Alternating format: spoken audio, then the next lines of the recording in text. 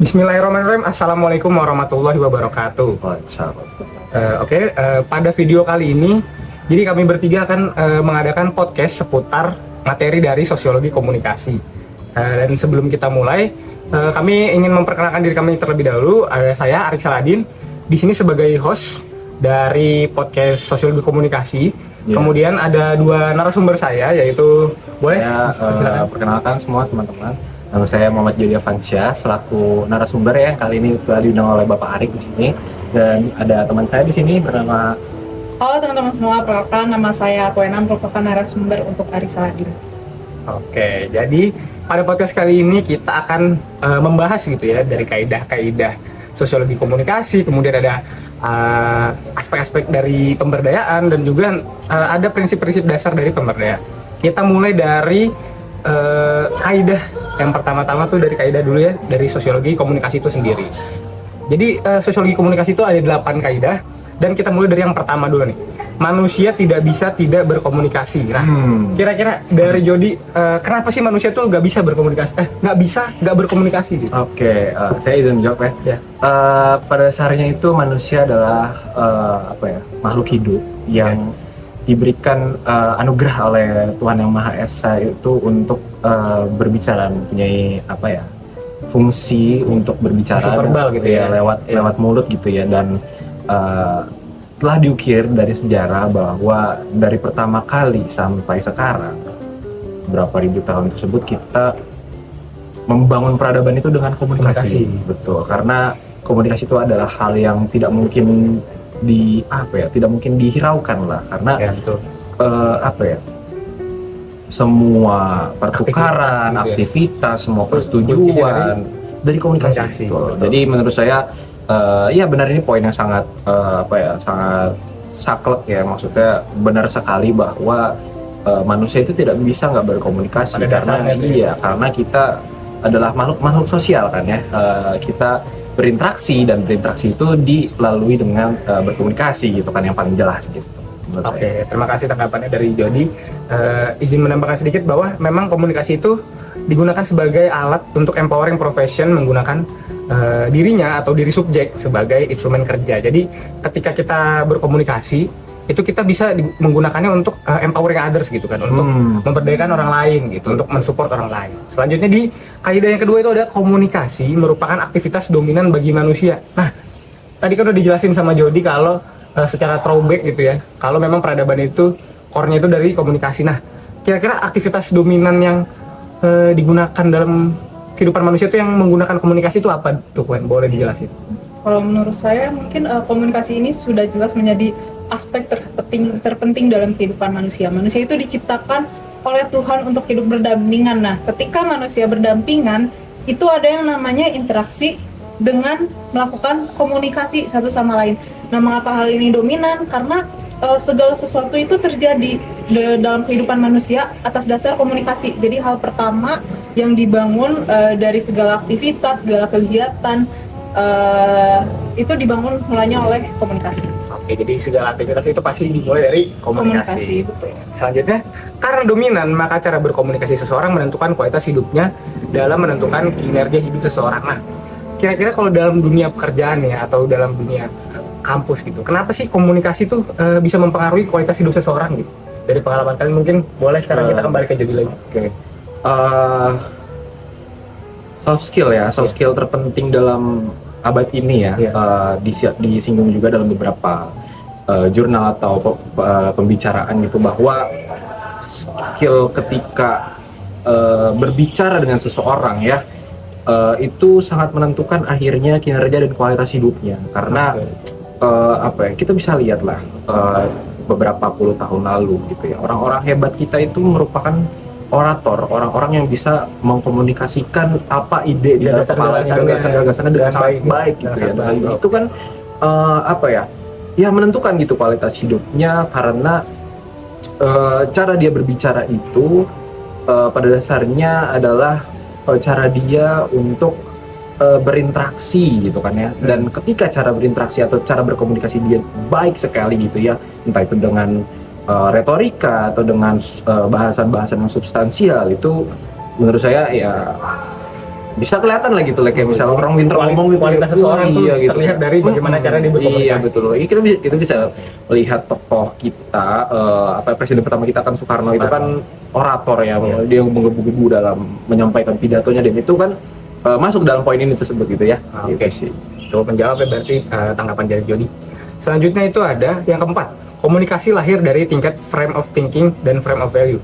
Frame of thinking itu berarti kerangka berpikir, dan frame of value itu bagaimana membangun nilai gitu ya. Jadi nilai dari komunikasi dan juga bentuk pikiran dari komunikasi. Kira-kira kenapa sih kita tuh harus punya frame of thinking dan frame of value gitu? Boleh dari Koena?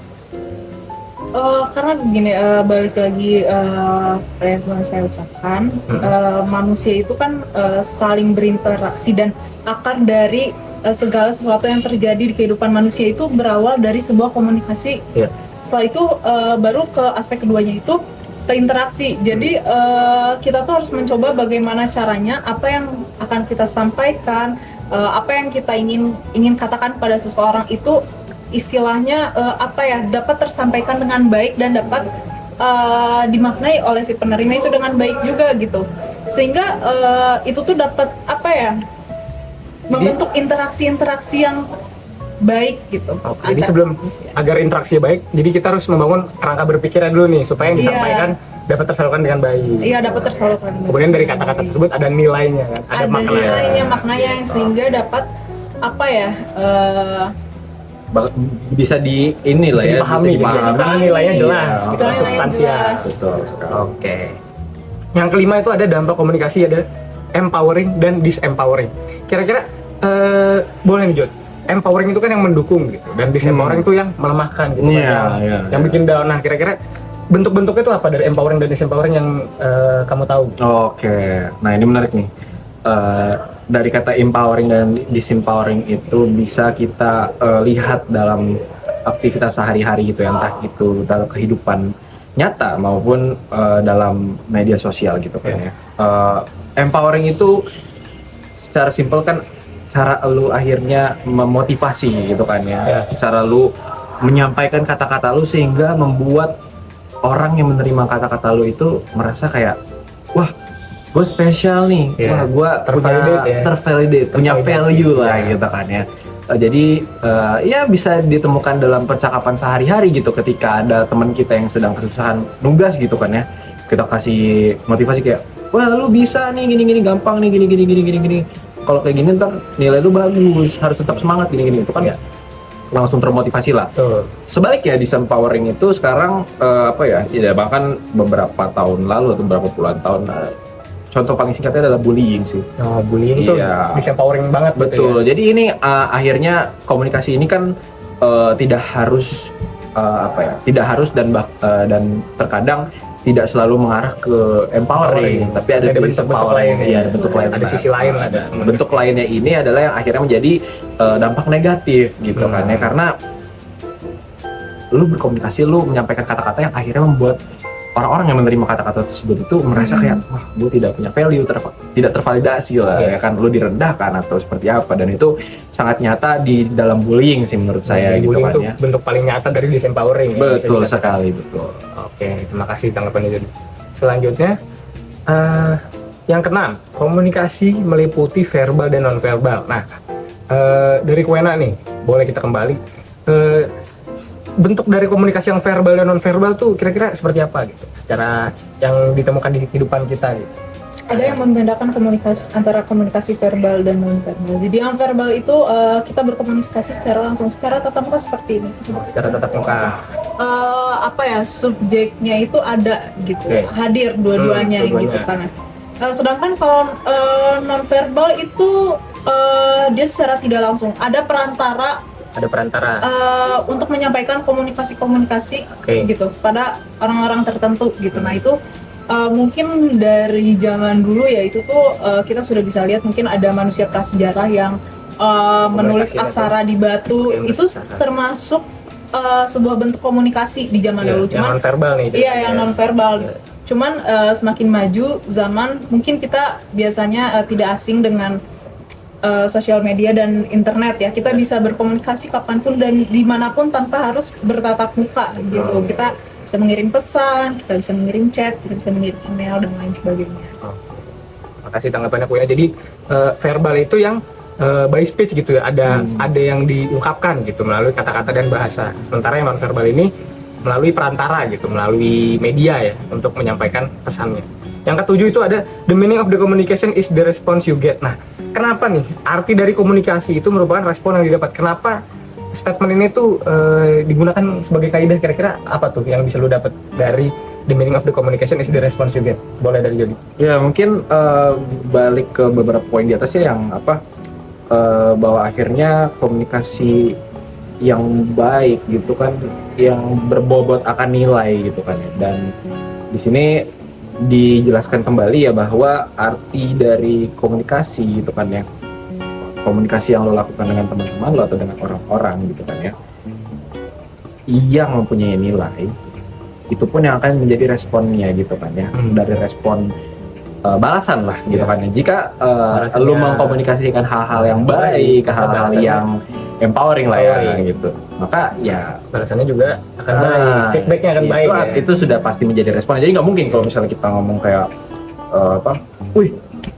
misalnya ya kayak lu pinter banget sih, gini, pokoknya kita empowering tapi responnya malah kayak kok malah gitu sih, kan nggak mungkin gitu ya. Itu baru ngatain gue pinter kan. Iya, itu kan bertolak belakang. Jadi ya komunikasi yang lo lakukan gitu kan ya itu pasti udah menjadi respon juga gitu. Jadi kita sudah setidaknya kita sudah memprediksi lah respon dari lawan bicara kita jika kita mengkomunikasikan hal-hal tersebut. Oke. Makasih Jody. Selanjutnya, and the core of the communication is the delivering the message. Jadi inti dari komunikasi adalah bagaimana kita menyampaikan pesannya. Nah, kira-kira kenapa tuh Gwen? Kenapa yang jadi inti dari komunikasi itu bagaimana kita menyampaikan pesan tersebut? Karena tata cara kita menyampaikan sebuah pesan dalam komunikasi itu tuh perannya sangat penting gitu. Kita tuh penyampaian tuh entah itu dari gestur, nada, tone bicara atau cara kita berbicara dengan orang tersebut gitu. Karena kadang ada sedikit hal-hal miskomunikasi ada sedikit miskomunikasi. Hal-hal yang mungkin tidak seharusnya terjadi gitu dalam penyampaian komunikasi, itu bisa menyebabkan miskomunikasi gitu, dan bisa terjadi kesalahpahaman yang bisa menciptakan masalah ya. Masalah dan konflik betul. Gitu. Iya benar banget. Jadi ketika orang kurang baik gitu dalam menyampaikan pesannya, orang bisa salah tafsir gitu, salah paham dan menimbulkan masalah. Iya betul banget. Selanjutnya yang ke-9, keterampilan komunikasi digunakan dalam agenda besar pemberdayaan. Nah, untuk agenda besar pemberdayaan ini akan kita bahas di pembahasan selanjutnya. Nah, selanjutnya ada manusia punya kemampuan dan kendali untuk membangun pola pikir sendiri. Nah, kita kembali ke jadi kenapa manusia itu punya kemampuan dan kendali untuk membangun pola pikir sendiri, dan menurut lo penting nggak kita tuh harus bisa mengontrol diri kita sendiri gitu agar tidak terinfluence dengan orang lain, atau justru influence orang lain tuh bisa malah mengempowering kita? Menurut lo gimana aja? Ya itu tergantung sih ya, tergantung kita menyaring influence gitu kan ya. Ya pada akhirnya kan pola pikir ini atau yang kita kenal dengan mindset itu kan nggak bisa kita bohongi, ada beberapa persenan yang berdasarkan selera kita dan selera kita itu kan terinfluence gitu ya, tidak organik gitu kan ya. Kita terinfluence orang-orang yang kita kagumi, kita guguhi gitu kan. Jadi pada akhirnya kita mempunyai kendali gitu, kita mempunyai kendali untuk membangun mindset kita, karena ya kita harus seperti itu sih, maksudnya kayak kita tuh harus bisa memilah mana yang baik untuk kita serap, mana yang buruk dan sebaiknya kita tinggalkan. Iya betul sekali. Oke, kita lanjut ya. Tadi ada agenda besar pemberdayaan. Nah, dari agenda besar pemberdayaan tadi itu ada 6 poin, yang dimana 6 poin ini tuh pemberdayaan yang menggunakan komunikasi. Yang pertama tuh ada training. Dari training ini kata kuncinya from unknown to know. Jadi ketika kita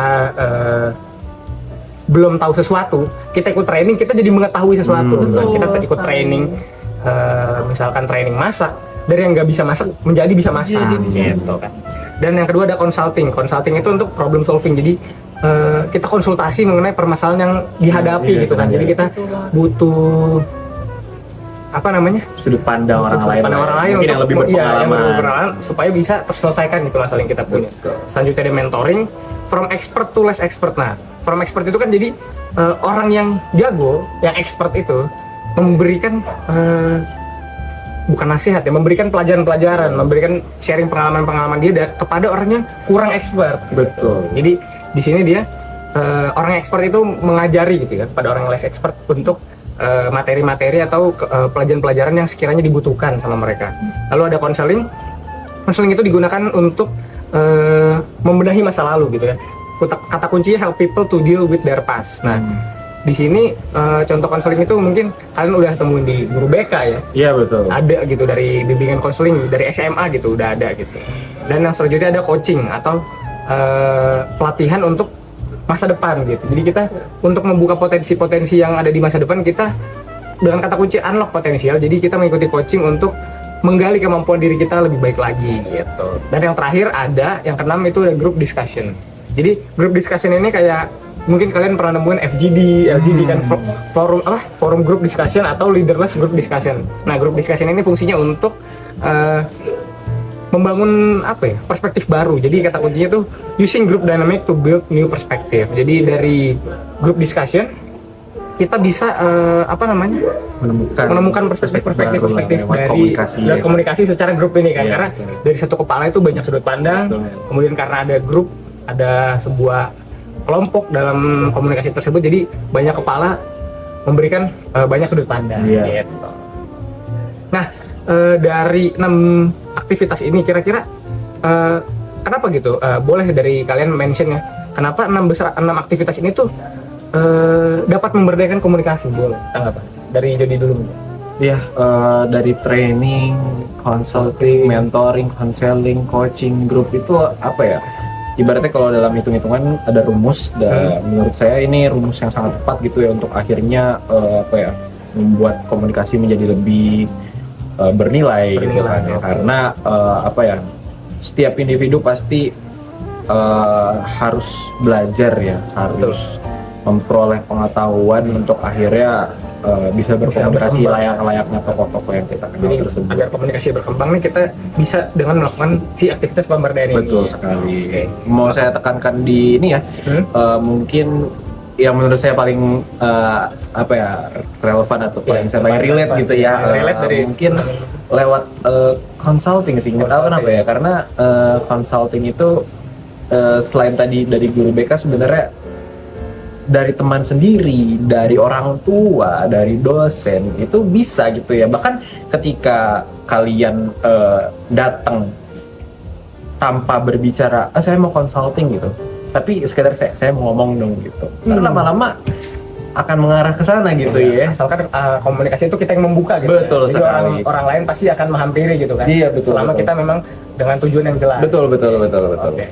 Makasih Jody tanggapannya. Kita lanjut ke Kuena. Kira-kira dari 6 besar ini mana Kuen yang paling relate gitu, yang paling wah ini nih memberdaya banget gitu bagi lu? Kalau dari saya sih mungkin training dan consulting ya. Jadi dua aktivitas ini tuh menurut saya penting banget gitu dalam memberdayakan cara kita berkomunikasi agar lebih baik gitu.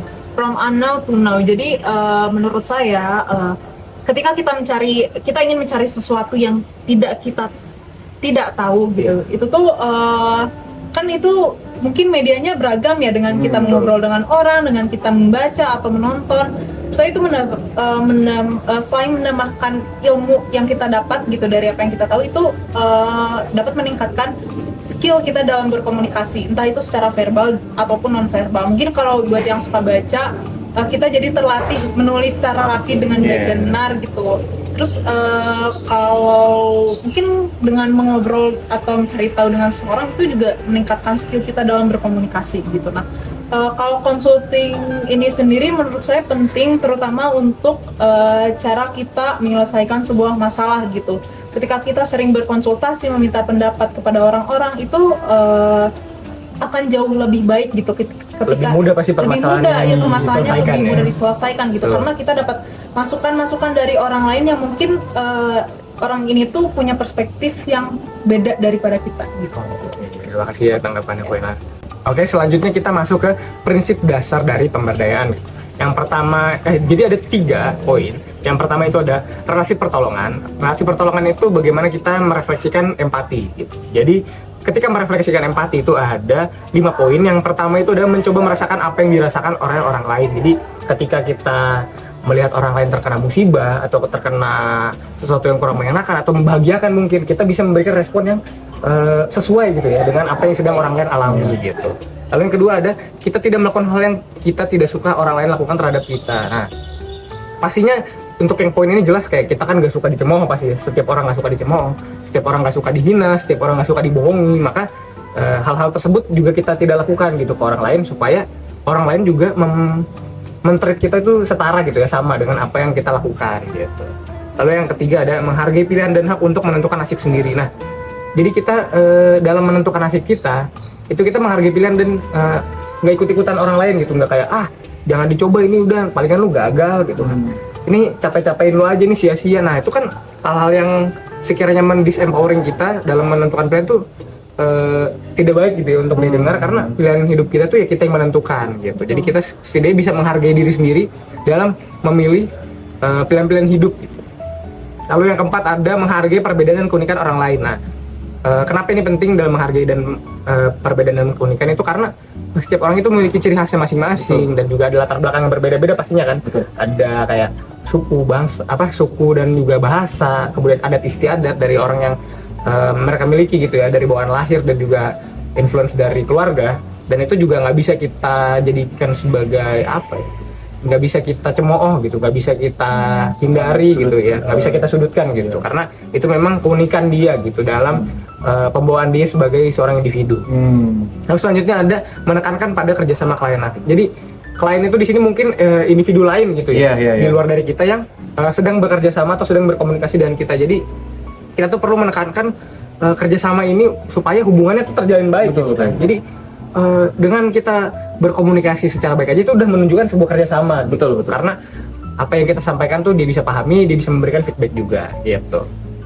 Selanjutnya ada yang kedua yaitu pola komunikasi. Pola komunikasi itu perlu diperhatikan ya, karena terdapat 4 poin dari pola komunikasi ini. Yang pertama itu adalah menghargai martabat dan harga diri individu. Jadi ketika kita sedang menjelaskan sebuah komunikasi itu perlu gitu ya, penting untuk menjaga harga dirinya gitu. Jadi ketika kita berkomunikasi itu kita tidak menyenggol, tidak mencela gitu kan, omongan kita tuh dijaga gitu dalam berkomunikasi. Yang kedua ada mempertimbangkan keragaman. Nah, keragaman itu kenapa sih kita pertimbangkan? Karena keragaman itu selain mungkin jika kurang cocok ya mungkin secara adat dan budaya dan juga sejarah mungkin bisa menimbulkan konflik, tapi dalam komunikasi yang grup discussion itu bisa menimbulkan perspektif-perspektif baru gitu kan, bisa menghasilkan insight-insight baru dari keragaman-keragaman itu, karena dengan latar belakang yang berbeda-beda bisa menghasilkan informasi yang berbeda-beda juga dan bermanfaat buat kita. Lalu yang ketiga berfokus pada klien ya, seperti yang tadi sudah disampaikan bahwa memang ketika kita sedang berkomunikasi entah 2 arah 3 arah itu kita harus memperhatikan kan apakah si klien ini atau lawan bicara kita ini paham dengan apa yang kita sampaikan. Lalu yang terakhir ada menjaga kerahasiaan klien. Jadi ketika kita sedang berkomunikasi kita tahu mana aja hal yang baik kita sampaikan ke publik dan mana yang harus kita simpan untuk ranah pribadi gitu ya, karena privasi orang itu kan harus kita jaga ya, sebagaimana kita tadi memang ingin privasi kita juga dijaga oleh orang lain gitu, timbal balik lah ya, ada timbal baliknya betul.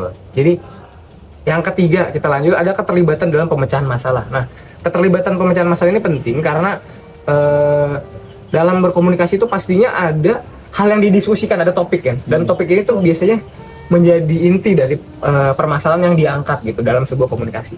Dan poinnya itu ada 4. Yang pertama memperkuat partisipasi klien dalam komunitas. Jadi ketika kita berdiskusi dalam komunitas, kemudian ada klien-klien kita dalam bicara kita yang kurang berpartisipasi, itu harus kita gali lagi gitu kan, kita tanya lagi kira-kira apa kendalanya yang bikin dia mungkin susah sharing atau apa yang dia takutkan gitu. Jadi komunikasinya tuh bisa berjalan dengan baik jika kita memperkuat gitu kan si klien-kliennya untuk ayo lebih berkomunikasi lagi, lebih aktif lagi gitu dalam berpendapat atau dalam mengeluarkan opini-opini dia.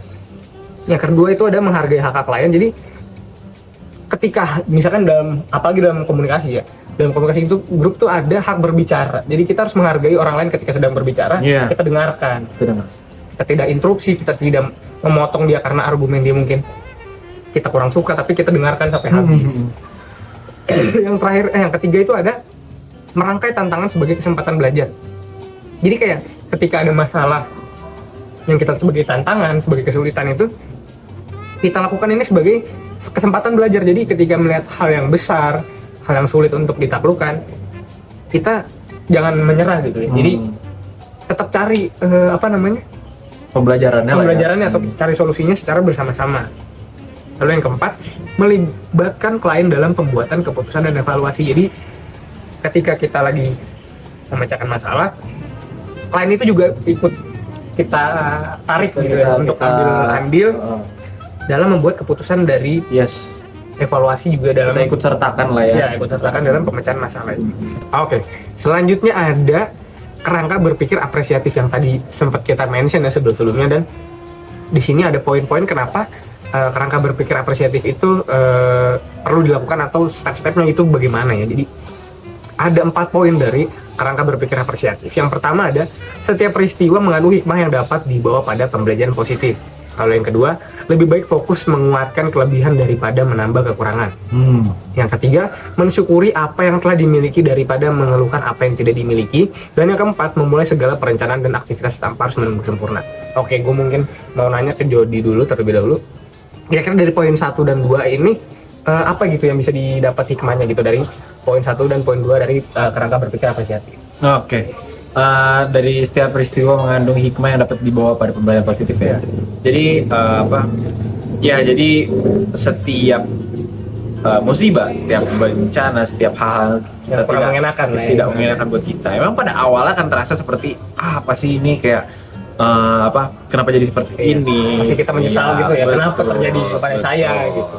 Cuman pada akhirnya hal-hal tersebut yang akhirnya membuat kita semakin kuat gitu kan ya. Ya betul. Kita secara tidak langsung punya mindset gimana caranya kita nggak mengulang kejadian seperti ini lagi. Oke, belajar dari kesalahan. Jadi pada akhirnya kan akan tertanam nilai di dalam diri kita gitu kan. Ya namanya hal seperti ini kan tidak mengenakan, nggak mau kita ulang, maka dari itu kita mencoba untuk memprevent, kita untuk mencoba untuk mencegah agar hal-hal ini terjadi lagi gitu kan. Jadi pada akhirnya kan itu menjadi pembelajaran positif gitu kan. Kita nggak mau ini terjadi lagi gitu kan. Kita mengusahakan agar hal-hal yang merugikan kita ini tidak terjadi lagi gitu kan. Kita menghindari kesalahan. Betul sekali. Kemudian yang lebih baik fokus menguatkan kelebihan daripada menambah kekurangan. Nah ini hal yang sebenarnya sangat bagus dan sangat sangat berbau-bau bersyukur gitu kan ya. Jadi kita lebih grateful ya terhadap apa yang kita miliki. Betul sekali. Jadi jangan membandingkan kita dengan orang-orang yang lebih dari kita, lebih untuk sebagai panutan tidak apa-apa, tapi jika kita untuk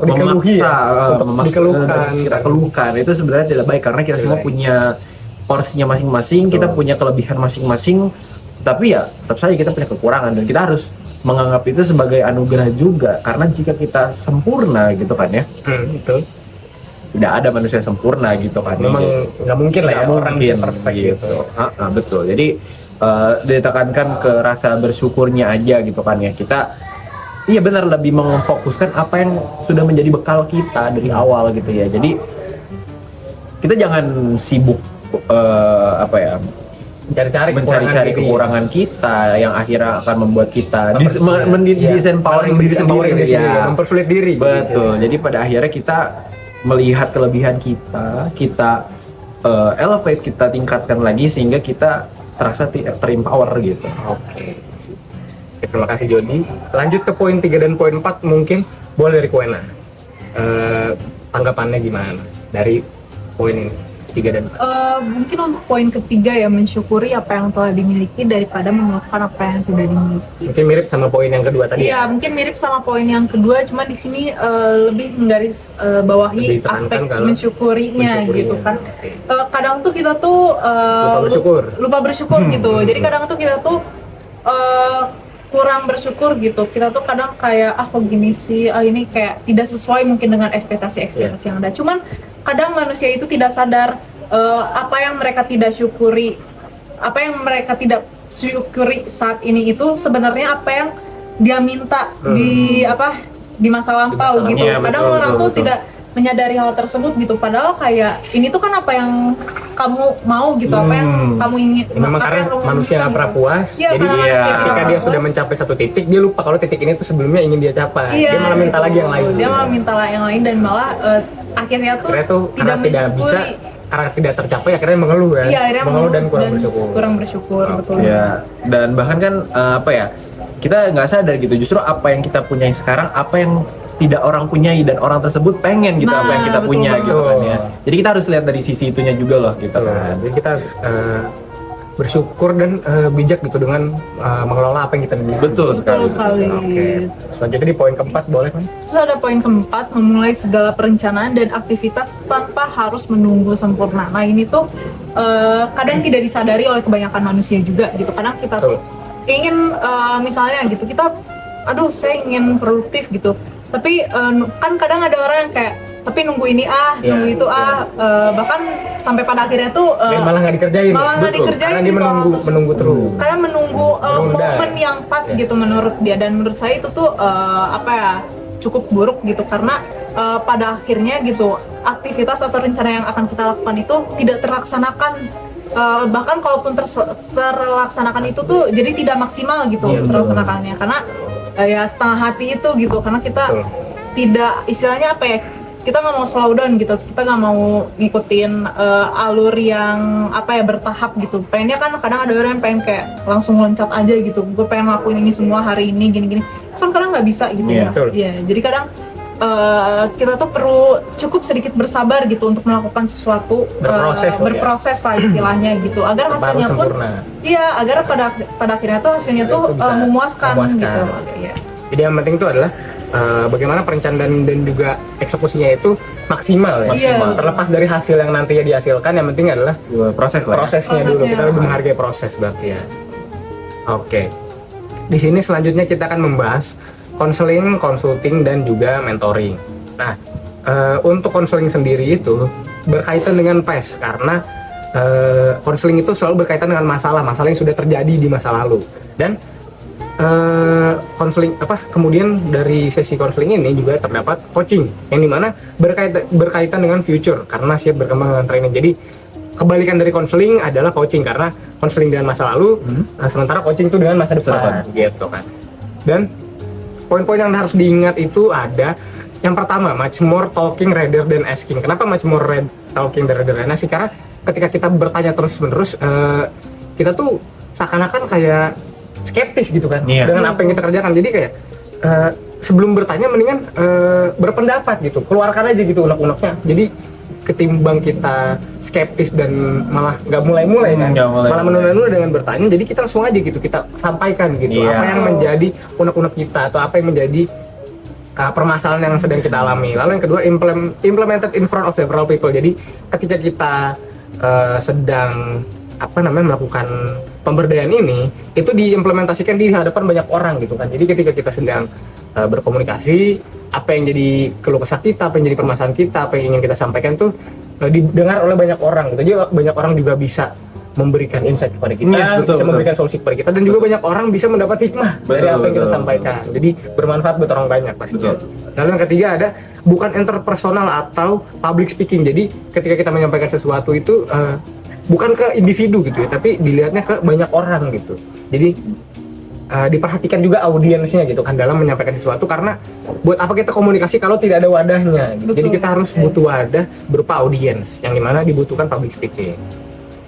Lalu lanjut, kita masuk ke consulting. Consulting itu seperti yang tadi sudah disampaikan ya, problem solving. Jadi ada 5 poin dari consulting. Yang pertama, consulting is implemented when they cannot solve their own problem. Jadi ketika konsultasi itu kita melakukannya ketika kita tidak bisa menyelesaikan masalah yang sedang kita alami. Selanjutnya ada in consulting activities we tell them what should they do. Jadi ketika kita sedang konsultasi, kita yang berkonsultasi bisa menanyakan gitu kan, sebaiknya solusi apa yang kita ambil. Atau ketika kita bertanya, ketika orang lain bertanya konsultasi kepada kita bisa memberikan saran kepada mereka apa yang seharusnya mereka lakukan. Dan yang ketiga, the consultant should have mastered their core knowledge. Nah, Jadi kita juga sebelum berkonsultasi atau mengonsultasikan orang lain, kita harus memperhatikan bahwa kita paham dengan inti dari ilmunya gitu kan. Jadi sebelum ngajarin orang lain, kita harus paham dulu sama ilmu yang kita ajari gitu. Nah, terus yang keempat itu much more talking rather than listening. Berbeda dengan coaching tadi, kalau di consulting itu kita harus lebih banyak berbicara ya daripada mendengar, karena ketika kita mendengarkan itu baik sebenarnya, tapi ketika kita banyak mendengarkan cuman nggak ada yang bisa kita berikan untuk men-solve problemnya, sama aja kita cuma jadi tembok gitu kan. Betul. Kita cuma mendengarkan tapi nggak ngasih solusi. Iya. Betul. Kita memutus rantai pembicaraan. Iya. Kita cuma dengerin doang. Iya, kita kan sedang berkonsultasi gitu ya. Harusnya kita yang banyak menyampaikan gitu. Bukan kita yang Bukan bukan kita yang malah cuma dengerin ya, Iya, gitu ya betul. kan. Kita bukan audiens. Kita Betul di sini sekali. sebagai aktor ya gitu, Iya. atau agennya. Yang terakhir tuh, how can we pour the water to another glass if we don't have any water in our glass. Jadi sebelum kita memberi orang lain ilmu, kita terlebih dahulu harus mendapatkan ilmunya gitu. Jadi sebelum kita bisa nasihatin orang, pastikan diri kita tuh udah benar gitu kan. Pastikan diri kita sudah memang pakar dan profesional di Betul. bidang yang ingin kita sampaikan. betul sekali. Oke. Nah, selanjutnya ada mentoring. Nah, mentoring itu terdapat 2 poin ya. Yang pertama, tell them what we have experienced. Dan yang kedua, the main target is to share best practice knowledge. Nah, boleh dari poin-poin ini mau nanya dulu ke Jody dan Kuena. Pertama dari Jody, kira-kira kenapa kita itu harus menyampaikan hal-hal yang udah kita alami dalam mentoring? Ya, karena kita kan pada akhirnya output yang kita ingin sampaikan dalam mentoring itu kan agar untuk mengempowering ya. Iya. Kita ingin menanamkan nilai. Iya. Kita Tapi ingin berdasarkan dari dari pengalaman kita. Kita berbicara mengenai pengalaman yang akhirnya menginspirasi bagi orang-orang yang menerima mentoring tadi gitu. Jadi kalau misalnya kita berbicara tanpa pengalaman gitu ya, pada akhirnya orang akan mempertanyakan gitu kan, kayak Dari mana basis argumennya gitu ya? jika Anda sampai di titik ini gitu kan ya, apa yang harus dilewati gak dijelaskan. Nah, makanya kita kurang percaya. betul, sama kita kita. harus memberitahu apa yang kita rasakan, apa yang kita lalui gitu lah. Oke. Selanjutnya boleh poin kedua dari Kuena, dan kenapa target utama dari mentoring itu adalah memberikan ilmu yang terbaik gitu. Kenapa kita harus memberikan ilmu yang terbaik ke orang saat mentoring? Karena menurut saya ketika mentoring gitu, kita kan memberikan sesuatu gitu kepada audiens gitu, dan kenapa harus yang terbaik? Karena ya untuk yang terbaik bagi audiens itu sendiri juga gitu. Entah itu mungkin dari, menurut saya di sini tuh nyambung ya dari yang poin pertama, poin kedua, experience itu tuh punya peran yang sangat besar gitu dalam Dari sebuah pengalaman menjadi mentoring. sebuah knowledge gitu. Iya, dari pengalaman menjadi sebuah knowledge, dan Menjadi sebuah apa ya, ilmu. selain itu experience itu tuh jadi sebuah bukti kepada audiens bahwa hal ini tuh bisa terjadi dan bisa terjadi pada kalian juga gitu. Oke, berarti cukup dipahami ya bahwa memang dari pengalaman kemudian jadi sebuah ilmu itu kemudian kita sampaikan ke orang lain untuk diterapkan ya, Iya. dan menjadi ilmu baru untuk orang untuk bisa dilaksanakan gitu ya ke depannya. Nah, selanjutnya ada yang training tadi. Training itu pastinya dibutuhkan seorang trainer ya. Jadi ketika kita sedang berlatih pasti ada yang mengajari gitu. Nah, di sini ada 4 role utama dari seorang trainer, atau 4 role as a trainer. Yang pertama itu ada as a dinamisator, yaitu orang yang memulai. Jadi ketika kita membuka kelas memasak tadi ya sebagai contoh, kita yang memulai gitu, kita yang mengadakan kelas memasak. Biarkan orang melihat, oh ada kelas memasak nih, kita akan ikut gitu. Orang lain tuh akan berpartisipasi jika kita yang menyediakan, kita yang memulai. Lalu yang kedua as a motivator. Jadi ketika kita sedang melatih orang lain, kita tuh harus memberi dorongan dan semangat gitu, supaya orang ini semakin berkembang ke depannya, semakin latihannya semakin getol, semakin banyak ilmu yang diperoleh jadi. Lalu yang ketiga as a facilitator, yaitu ketika kita membuka training, kita harus menyediakan juga ruangnya gitu kan. Kita yang memfasilitasi, kita yang memberikan. Kan kita bikin kelas masak, kalau gitu kita yang menyediakan dapurnya, kita yang menyediakan alat memasak ya, supaya orang ini nyaman gitu kan dalam belajar. Lalu yang terakhir atau yang keempat ada as a main presenter atau narasumber. Jadi ketika kita ketika kita sebagai trainer, orang yang mengajarkan, kitalah narasumbernya. Betul, dari si training ini, dari si sesi belajar ini gitu. Lalu yang perlu dipahami adalah in training activities, we encourage trainee to explore their creativity and innovation. Jadi ketika kita sedang melakukan training, kita sedang melakukan pelatihan, kita kita akhirnya mengencourage untuk menyemangati atau orang untuk memberikan peluang ya, untuk mereka untuk berinovasi, untuk mereka menjadi kreatif lah ya, gitu. dalam bidang kreativitas dan inovasi. Betul ya. sekali, betul. Oke. Nah, selanjutnya ada group discussion. Group discussion ini memiliki 6 poin. Yang pertama, using group people as a media to exchange thought, yaitu kita menggunakan group people atau sekelompok orang sebagai media untuk bertukar pikiran gitu. Lalu yang kedua ada our main job is to facilitate communication among them. Jadi kita itu sebagai fasilitator ya dalam group discussion agar komunikasi di antara mereka berjalan dengan baik. Yang ketiga ada the main target is enriching each other. Jadi target utamanya itu kita pastikan bahwa masing-masing orang yang dalam group discussion ini memperilmu lah ya. Iya, menambah ilmu gitu. Jadi bukan cuma satu orang doang yang mendapat ilmu, tapi kita pastikan semua yang ada di dalam group discussion ini paham. Lalu yang keempat ada much more facilitating rather than teaching and talking. Jadi kita lebih banyak memfasilitasi ya ketika group discussion ini ketimbang kita mengajarkan dan juga berbicara. Jadi kita di sini sebagai mediasi atau mediator. Yang kelima, every participant have their own experience and opinion. Jadi kita harus menghargai ya semua partisipan yang ada dalam group discussion. Kita harus menghargai pengalaman dia dan opini dia terhadap fenomena apapun yang sedang diangkat atau dibahas. Lalu yang terakhir, do not blame people of what they tell to the group. Karena emang ketika orang menyampaikan sesuatu tuh pasti butuh courage ya, butuh keberanian. Jadi kita nggak boleh menjudge ya, kita nggak boleh kayak disempowering kepada orang yang memang lagi ikut di group discussion ini. Jadi kita nggak boleh mencela. Oke, jadi dari podcast kali ini tadi kita sudah membahas group discussion, consulting, mentoring, kemudian ada counseling dan juga ada kerangka berpikir apresiatif dan juga prinsip dasar dari pemberdayaan serta 6 besar aktivitas pemberdayaan dan juga 8 kaidah dari sosiologi komunikasi. Nah, mungkin sebelum kita mengakhiri podcast pada hari ini, saya meminta kepada Jody dan Kuena sebagai narasumber untuk memberikan closing statement dari apa yang telah kita pelajari, telah kita sampaikan dan juga kita sudah bertukar pikiran ya, sudah memberikan insight masing-masing. Kira-kira apa closing statement yang bisa diberikan? Oke, sebelumnya saya mengucapkan terima kasih karena sudah mengundang saya ke dalam podcast ini.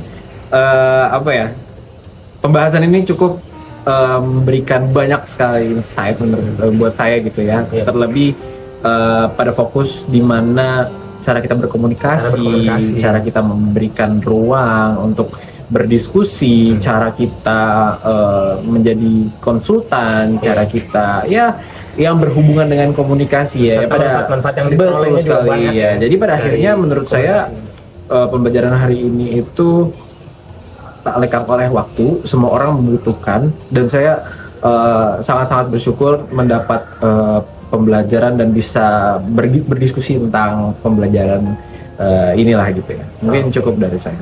Oke, terima kasih Jody atas closing statementnya. Boleh selanjutnya dari Kuena. Kalau dari saya mungkin kita ke inti dari pembahasan ini mungkin mengenai komunikasi. Ya, betul.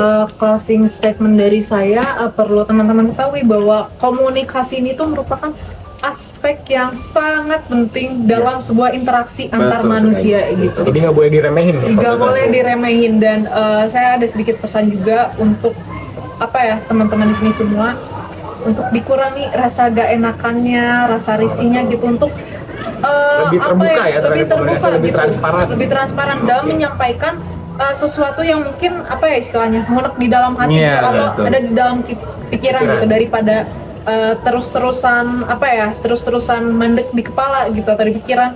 Ada baiknya mungkin untuk disampaikan gitu, apalagi dikeluarkan gitu, apalagi mungkin dalam kasus-kasus misalnya kita lagi ada konflik atau ada sebuah masalah, itu penting banget gitu keterbukaan itu. Karena kita tuh butuh perspektif baru agar masalah tersebut dapat terselesaikan dengan baik gitu. Oke, jadi perlunya keterbukaan supaya bisa menyelesaikan permasalahan secara bersama-sama. Betul banget. Izin menambahkan juga kurangnya berkomunikasi akan meningkatkan miskomunikasi yang lebih tinggi lagi. Oke, mungkin sekian ya podcast pada video ini. Terima kasih kepada Jody dan juga Kwena yang sudah menyempatkan waktu ya untuk hadir di podcast ini dalam rangka memenuhi mata kuliah Sosiologi Komunikasi. Mungkin kurang lebihnya mohon maaf. Sekian dari saya. Wassalamualaikum warahmatullahi wabarakatuh. Terima kasih sudah menonton.